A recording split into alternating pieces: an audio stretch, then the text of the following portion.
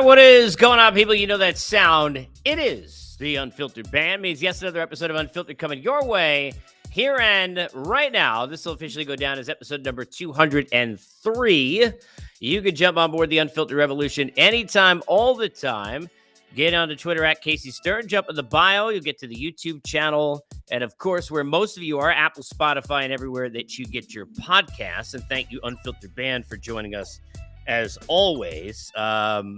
There's a lot to get to on this show. Wanted to put one out that kind of covered a number of things on the MLB landscape. A recap of the deadline, get into some of my thoughts on that. Give a little "I told you so," the four greatest words put together for a lot of times in life in the English language. In this case, if you go back to a prior episode or two, where I had discussed over the last number of weeks what a mistake it would be for the Angels to not move Ohtani at the deadline. That will continue to age horribly. The decision that Artie Moreno made not to do so. Now they're losers of 5 straight. I want to get into that. Losers of one fight, and it'll probably be his only one. We're not talking about Nate Diaz from last night, although he did lose. We are talking about Tim Anderson. I'll get into that. I want to kind of bounce around the league. A lot of different things to hit. As always, you can hit me up on Twitter at Casey Stern. If you're watching me there, you can get on the YouTube channel. And if you're listening, Apple, Spotify, everywhere you get your podcasts, a lot of ways to jump on board the Unfiltered Revolution. And of course, we are here in large part thanks to our good friends at BetOnline. BetOnline remains your number one source for all your sports betting needs, latest odds, lines, matchup reports, baseball, boxing, golf, and more. BetOnline continues to be the fastest and easiest way to place your wagers, live betting, favorite casino and card games. They're all available to play right now, right from your phone. So head over to the website and use your mobile device and sign up right now and get in on all this action. Remember to use the promo code BELIEVE, that's BLEAV, to get your 50% welcome bonus on your first deposit. It's BetOnline where the game starts. As I get started right here, and let's talk about some of the already deadline fallout with the Angels. I said this at the time, and I'll say it now again. In years covering this sport, there are a lot of trends and a lot of things that you look at. And one that pretty much stays on cue across the board, right on brand. You do not make deadline decisions based on a handful of games in the days leading up to the deadline. If you're making your decision on what you're going to do with your franchise and how you're going to handle yourself moving forward as an ownership and in the hierarchy in a front office of a baseball team, based on what you are doing in a week to 10 days before the deadline, you have no idea what you're doing, because that is not how this works. And that is where mistakes are made. So let's go back. The Angels are 4 or 5 games under 500, below a mediocre team. Trout out with an injury, Drury with an injury, all kinds of things going against them. And they won 6 out of 7 games. And in that span of 7-8 days, Artie Moreno, who, by the way, already has shown many times over the course of his tenure as owner of this team, he changes his mind, including whether or not he wanted to own the team, which he changed his mind about 7 minutes ago. Here's a guy who decides, hey, look, Perry Manassian, and I'm putting this on Artie because this is owner's decision all day. We're going to take Ohtani off the table. So here come the reports he's off the table. Then they make the Giolito deal, and they decide to go add, and they're trying to go ahead, and they're going to go in it to win it. Well, now you lost 5 in a row. You look like the team that you look for the month to 6 weeks before that 6 out of 7. This ain't no secret. And now you're sitting there, and you're a 500 baseball team. You're 6 games out of a wild card, and you're chasing the Red Sox, Yankees, and Mariners before you even get to the Blue Jays, the team that you have to pass to get into a wild card spot. Shohei Ohtani is 1 of 1.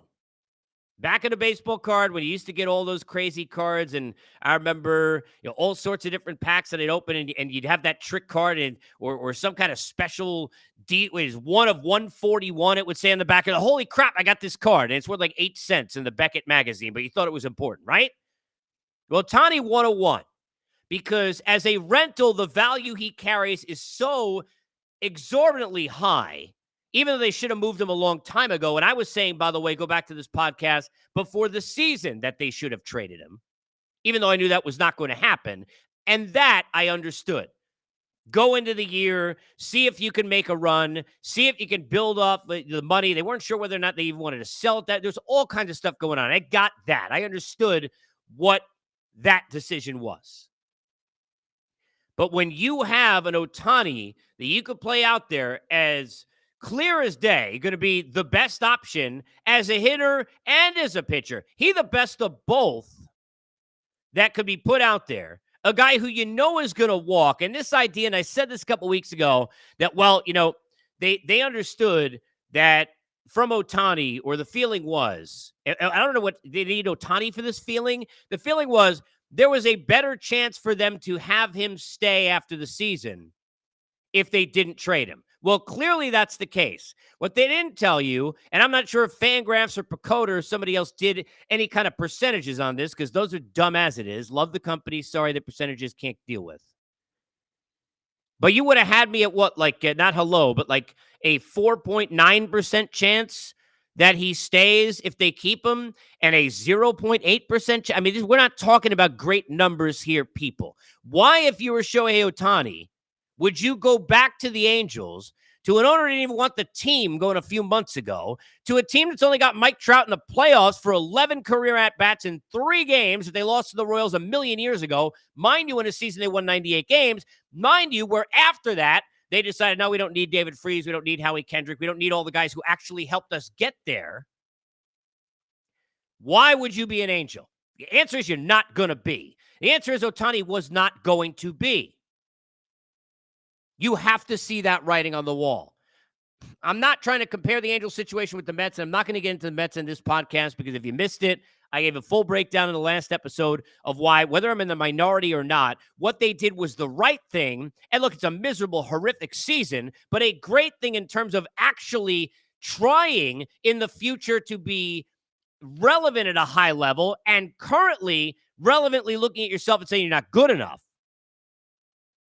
But unlike the Mets, who were kind of honest with themselves about how bad things were, the Angels seemingly, and Artie Moreno, most importantly, and namely, seemingly has no idea when he looks in the mirror what the hell the baseball team looks like, because it looks like Mike Trout about to be on an island by himself all over again, and where has that gotten you in the past? Now, it's not Mike Trout's fault that they paid all the money to Matt Harvey or Julio Teheran or Trevor Cahill or Anthony Rendon, or didn't go far enough in years for Cole to outbid the Yankees, or did the Josh Hamilton deal, or whatever you want to talk about. And there's a lot of whatevers over the last, let's just even keep within the last 10 years. I mean, the outside of a time, the lack of pitching, we're going back to like Jared Weaver days. That's how long the pitching staff been decrepit. But there's been an inability for this franchise to understand itself forever. And that common denominator in that forever is their owner in Artie Moreno. Sorry, not sorry. Not moving Ohtani was a major mistake, and it'll age even worse. Now, here's the bad part, because this is perception versus reality. Just like I said, you don't make a deal at the deadline or not make it based on a few days leading up to the deadline, and I'm a staunch believer in that. If they had won the last 5 in a row and were 2 games out of the wild card, you'd have people telling you, oh, see, I told you it was the right thing not to move Ohtani, and it still would have been incredulously dumb that they didn't move Ohtani. You have to realize that you have an opportunity to, as I said in a recent podcast, not reshape or totally turn over or change your future, but to start and create that path to what your future will be and how you're going to get Trout to ever win and be in a postseason himself when he's on your baseball team, or not request or demand a trade and be on your baseball team. You had a chance to create that path and to set that stage with a deal now. And they didn't do it. And it's a major mistake. And at the deadline, we got winners and losers, and we'll get into some of them. And by the way, the deadline was a loser in itself, in part because Ohtani wasn't in play. But if you didn't have the Mets implosion, there wasn't that much at the deadline. You had a couple of moves, and we'll get into that, right? But overall, I mean, there have been better trade deadlines. Sorry. But if you want to talk winners and losers at a deadline, which means nothing this soon after, and this will be a story that we tell for a long period of time, but the loser by about 700 miles, the Angels. No matter how bad it is what the Yankees did, or in this case didn't do, by hitting the one in the Middleton and keeping everybody else, it's nowhere near as bad as not moving Ohtani. An absolutely horrific decision. Dumb. And this is what you get. This is what you get. In that division, look, I don't want to get into how it all came to be, but the whole prospects are cool, parades are cooler thing is sometimes looked at the wrong way. It doesn't mean that prospects aren't important, and it doesn't mean that I'm not a believer that at times you need to grow and build. Look what the Orioles have done. But what I like to see is when you were on the doorstep, that at least you understand that you should make a push. And the Orioles should have made more of a push. They should have done more. Now, look, am I picking them if they go ahead and they got Verlander, let's say, instead? Are they my pick to go to the World Series and face the Braves, who I think will end up winning the whole thing? And who the heck knows? I had Braves Astros before the season on this podcast. I'm sticking with that. Probably not. Maybe not ready. Certainly much closer. And definitely the fan base and the guys in that clubhouse deserved it, with no disrespect to Jack Flaherty. But I like what Texas did, and in the state of Texas. Look, the Rangers had the capital in terms of prospects to do it, and the money in terms of actual capital to do it. And why wouldn't you when you're in the situation that you're in? Good for them. Good for the ownership, good for CY, good for everybody in that group for doing that. Now, do I think that the Rangers head-to-head are going to beat the Astros in the postseason? Remains to be seen. I'm not picking it to happen. Even though the switch isn't a real thing, nobody in this sport knows how to do it over the last decade almost. Then the Astros do. They understand what to do when you get there, and they just brought back another guy who understands what to do when you get there. But at least those teams went for it. The Orioles needed to go further. They didn't do enough for me. Now, they're probably still going to win the American League East, and they certainly shouldn't, as somebody was telling me last night, shout out to my guy Jody McDonald, that the Fangraphs, I guess, still has them, a 3-point-something% to win the World Series, which makes no sense to me, when the percentage has to be higher because at least it's easier to get to a World Series if I win a division than if I win a wild card. That's just common sense. Don't need a TI-82 calculator for that. The Orioles should have gone further, but at least they did something. Enough? Maybe not. To win the division, I think they probably already would have done it. Still think they do. What lead is 3 as I do this on a Sunday. But I like what the Astros did. I like what the Rangers did. The Yankees, I can't figure out. Now, look, for a long period of time, we used to have it. I grew up in New York, and I remember the apology posts in the New York Post, and George Steinbrenner would light up his own players and light up his own manager and apologize to the fans. And those days are long gone, and I get that. But for them to sit there and accept losing the way that the Yankees have accepted losing over the last number of years, I don't get. And people are going to say, well, how could you say they accept losing? Because the only losing they care about is losing in October or not winning a World Series. At least that's the Yankees we used to know.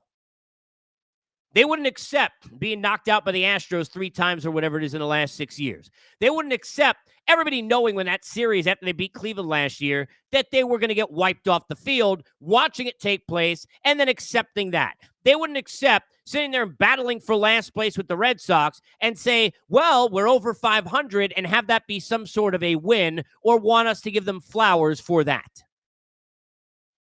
And they clearly couldn't have done what the Mets did in terms of, or needed to, the large, dysfunction not being at that level, the dismantling and the ability to do so at high contract level age, not at the same level. But when you're trying to tell me for as many months as they are that you're waiting for Josh Donaldson to have a resurgence, you got a problem. I've always been a fan of Brian Cashman. I know people in New York have look, he's done a lot of really good things over the years, done a lot of really bad things over the years. But he's had a lot of success. But there's a reason why at a high level, guys move around a lot. There aren't many John Sherholtzes in my lifetime. There are a lot more Alex Anthopoulos in terms of the high-level GMs and architects. Guys now where I am in Atlanta, was in LA in between, was in Toronto, got them to the playoffs. Guys who bounce around, they build. They go through a run, and then it gets stale. After a while, we always talk about the new voice that is needed in a clubhouse. More often than not, it's in the front office that a lot of times the teams need a new voice, because that is where the direction down to, especially in today's day and age of analytics, is coming from. That's where the direction through your clubhouse is going. I love Dave Roberts. I think Doc has done a great job overall and not gotten nearly enough credit. And that's what happens with the expectations that you have, like he has in LA. But with Andrew Friedman and that group that they've put together, there are a lot of different managers you could have put in there with that roster and the way things are constituted and the way that they manage their numbers. And I'm not talking about from the payroll, but in terms of how they constitute their lineups and all that, that probably could have had a lot of the same successes. But in New York, you have to wonder whether or not this is time for Brian Cashman, because I don't know what the hell was going on at the deadline. No idea. To not at least pivot a little bit and look in the mirror and tell yourselves and be able to tell. And that's the thing. In New York, and a lot of these, it's not just in this sport, you could say it's New York, Boston, Philadelphia, there are certain places, but the Dallas Cowboys, right? The Montreal Canadiens. It's just not just a New York thing or in the Northeast. But in this sport, a lot of the situations that you look at, it is where there is a dishonesty with your own fan base where you can't pivot and cut bait because you can't sell that story. It's why going to the way back machine, I think the ownership and then Ruben Amaro and that group with the Phillies, after the 2 World Series appearances, 1 win, and 5 division titles, sat there and decided how long can we keep J-Roll and Chase Utley and Ryan Howard together instead of realizing what everyone else knew, including their own fans, that the time was up and that run was over. We saw it even happen in San Francisco with Bruce Bochy trying to hang on at the end, one last chance with that group. We saw it even in a smaller market in Kansas City with Ned Yost and a lot of egg on the face for Dayton Moore at the time. Why didn't you trade Hosmer? Why didn't you trade Moustakas? Not knowing when these runs end, but a lot of times it is an inability to be honest with a fan base and to say the truth, which is, doesn't have to be we suck, but we're not good enough. That the Yankees are supposed to try to win a World Series, not be as good as the Red Sox, who, by the way, aren't the version in 2003, 2004. They're the version you're battling for last place and mediocrity just north of 500. That didn't used to be enough for the Yankees. So I don't know what the hell that was or what they did because they didn't do anything, but it didn't make any sense to me. I mean, you got to play the games. We don't know what's going to happen here down the stretch. I can sit there and tell you, and just like you can, sitting there looking at the screen, which teams seemingly have the better opportunity.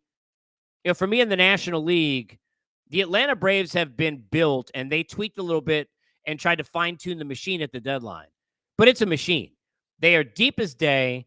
They got tons of talent. They got tons of swag. They got everything you need. They got the experience. They got a lot of guys on there who won the World Series and been there with this group a couple of years ago. Does it mean the Atlanta Braves are unbeatable in a postseason? No. Do I think they should be the heavy favorites in the National League and favorites overall? Absolutely, and they probably will be. Are the Dodgers a better team than Atlanta? They're not. Can they knock them off? Maybe. I think Philadelphia is dangerous because they still have the ability front and back end to pitch. They still got guys who can hit the best pitching, and when you could check those boxes, front end rotation, back end bullpen, guys who could throw gas and get by big-time hitters in October, and you got guys who can get big hits in October against the best pitching, you're going to be in it to win it, and I think Philly's going to be a dangerous out again, assuming they get in, again this year. Because they're better built almost to have a great 3-4 weeks than they are to have a great regular season. But are they better than Atlanta? No. Does it mean that they can't beat them? Well, we saw last year, clearly we know it could still happen. The Atlanta Braves are the best team in baseball. But when you're the New York Yankees, you know you're not good enough. You got to be honest about it. When you're the Angels, you know Ohtani's not coming back. This is all about the inability to be honest because we are in a world of social media, in a world where everything is so transparent and all these opinions are out there and everyone insecure. And nobody more so than these oversaturated egos of owners of baseball teams who literally can say whatever they want in a boardroom and then put somebody else out front and deal with all their garbage and let the GM handle it and hide in the background because they don't want to tell you, I either don't want to spend the money, I don't want to admit we're not good, I don't want you not to go into the park because I know what kind of product we can't put out there, and I don't want to be in a world without Ohtani or in a world where I'm a Yankee GM or an owner in this case, if it was the Steinbrenners and not Brian Cashman, because certainly could have been. I mean, we don't know that Cash necessarily didn't want to go ahead and sell, and the Steinbrenners said no. Ownership make final decisions on these calls, not the GM. I have had many situations over the years where GMs have told me, hey, I wanted to trade that guy, and they weren't able to do it. They weren't allowed, literally, verbatim, not allowed to do it. Tried to sell it, can't do it. Sponsors, can't do it. People got to come in the park. We can't bail. We need to worry about money for the rest of the season, whatever it may be. A lot of times the owner. But there's a dishonesty. Fans are always sitting there and saying, well, owners lie to us. You don't want the truth because go back to my favorite movie of all time, Few Good Men. You can't handle the truth. Most Angel fans I saw were thrilled, jumping for joy that they didn't trade Ohtani. Well, guess what? That's kind of stupid. Because are you trying to get into a game to see Ohtani once in a postseason where you're probably not going to be able to get in the ballpark anyway and you're watching on TV? How long are you going to remember that for? Or are you going to remember more the fact that when Mike Trout gives in the Hall of Fame and has umpteen years with your team, that he had 3 career postseason games and 11 total at-bats? Because those numbers are not changing anytime soon. These teams can't be honest with themselves, and that's why, going back to it, look, a horrific year. Mets are a disaster, all of that. Egg on the face for all the spending. Worst team money could buy all of that. All of it, none of it would be wrong. But at least they were honest with themselves about where they sat in this picture. We can't be better than Atlanta. We got to sit here in a room with just Steve Cohen and Billy Epler-Necker. That team can't be Atlanta. You're not as good. And how are you going to get there? What graph is pointing you there? None in 2024. None with Verlander and Scherzer having their 50th birthday on your baseball team next year. Not going to happen. They had to be honest with themselves. Would have liked to seen that Angels. Would have liked to seen that Yankees. Would have liked to seen more Orioles. These decisions, we always look back in hindsight. I mentioned Alex Anthopoulos. At the time, I was here. When Jorge Soler and Jock Peterson came on, there wasn't anybody printing World Series tickets for that. But then we look back at it, and it's like, okay, look how brilliant those moves are. And there's a lot of that because there's luck involved. And we won't know till we get to the end of it how these moves go. I sat there and covered a World Series where Steve Pearce, who had played seemingly on every AL East team like 80 times, became a World Series MVP and was playing against righties. Nobody had that in the cards. I remember covering that same Red Sox team going back in 2004 when they traded Nomar. And I was there when people were talking about Orlando Cabrera, Doug Mankiewicz. Well, what the hell did we do? And then all of a sudden, oh, look what we did. It is all revisionist history. But this Ohtani thing is not. Because that team was not winning a World Series with him this year. And you don't sacrifice a future that you could at least try and create based on hoping that he pitches 6 innings and gets 4 at-bats over a 3-day span and you go home. Because his home is not going to be your park after this season. I want to hit for a minute or two this fight yesterday. Because, look, hold on one second. I have for a long time, and I'm a huge hockey fan. I'm not a proponent, and I'm not going to sit here because I don't want people to yell at me. I'm not going to sit here and say that fighting in baseball is great. It's not a great look. All right? It's not. But there are a lot of fake tough in this sport. There are a lot of times where guys sit there and they get hit, and they're at the plate, and they're pointing, and you're like, there's no way they want any piece of that smoke. And they're not going out to the pitcher's mound. And I've always applauded. Remember a situation years ago. I'm trying to remember who was on the mound. Oh, gosh. Reliever used to pitch in Cleveland. I'm trying to think of the who is the reliever that Arenado went out after. But I remember when he sat and just directly ran straight out. And I remember applauding, and I talked about it on the air, and people yelling at me, this is not what the sport's about. But at least if you're going to go, just go. Just do something. Now, I have long said, even though he's gotten more flowers now, even though he's had, MVP votes and all-star appearances galore, I still contend that Jose Ramirez is one of the more underrated players in the game, because if that dude's in New York or Boston or LA or Chicago or St. Louis or somewhere and not playing for Cleveland, he'd be more of a national star than he is by eons. But I had underrated all of his skills in terms of not myself, but how I thought the world looked at him. In this case, I underrated his skill myself. Because that right hook, Terry Francona and Tito had it on. He said, not the left, it's the right. And that Tom Hamilton call, by the way, brilliant. That was nasty. And I'm a TA7 fan. I mean, Tim Anderson had a bad year. I mean, it can't go more wrong than it's gone in terms of trying to make money having the year. It started out amazing. Guy playing second base and getting big hits at the WBC and becoming even more of a star, and that star rising. And you're thinking, geez, well, even though the White Sox probably a mess like they usually are, Tim Anderson get moved at the end of the year. Team's going to be all over being after him because he's got that star quality. He's not afraid of the moment. And he's going to go out there and get paid and make some money. And Tim Anderson has had just as bad a year as you could have, but it got way worse because he got rocked and laid out. And his teammates did the best job they can trying to wobble him to the dugout. But man, oh man, if you are going to have a brawl, I'm not trying to be a proponent for the Pedro Don Zimmer, but we remember it. I'm not trying to be a proponent for the Odor Bautista, but we remember it. I'm not trying to be a proponent. You get where I'm going. We'll remember this one for a long time.